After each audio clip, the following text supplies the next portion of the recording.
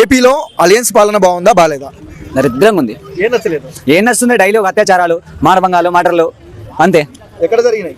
ఇప్పుడు అనంతపురం జిల్లాలోనే రాప్తా నియోజకవర్గంలో గత వారం రోజులకి 2 అవును, మామూలే, ఏ ప్రభుత్వం లేని మామూలే కదా అత్యాచారాలు.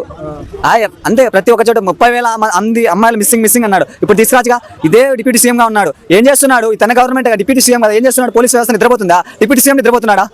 ప్రతి ఒక్కరికి కాపలా ఇవ్వలేదు కదా బ్రో, ఎవరైనా ఒక్కరికి కాపలా ఇవ్వలేడు. 30,000 మంది మిస్సింగ్ అన్నాడు. అప్పుడు తీసుకురావచ్చు కదా, కాపలా ఇవ్వకపోతే ప్రొటెక్షన్ చేయొచ్చు కదా, సైబర్ ఉందిగా. అవునన్నా, జగన్మోహన్ రెడ్డి పాలన కూడా చాలా జరిగాయి, దానికి ఏమంటావు? అప్పుడు అన్నాడు, ఎవరిని నిరూపించాడా? లేదే. దిశ యాప్ వచ్చింది, వీళ్ళు దాన్నే ఏదో యాప్ గా మార్చేశారు, కానీ అంతకుమించి అయితే ఏం చేయలేదు. జగన్ పాలన బాగుందంట. బాగుంది, ఇప్పటికీ ప్రజల దగ్గరికి వెళ్తారని చెప్తారు బాగుందని.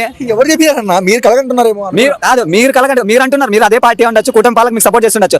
ఏదన్నా మీడియా వాళ్ళు మాట్లాడితే, ఇప్పుడు కేసీఆర్ అన్నాడు, శ్రీనివాసరావు సాక్షి అతను అరెస్ట్ చేశారు. ప్రతి ఒక్కరిని కాకని గోవర్ధన్ అరెస్ట్ చేశారు. వల్లభనేని వంశీని అసలు ఎలా చేశారంటే అంత ఘోరంగా చేశారు. హెల్త్ బాగాలేదన్నా కూడా చంద్రబాబు చేయలేదు అరెస్ట్, చంద్రబాబు చేయలేదు చేశారు కానీ చేశారు.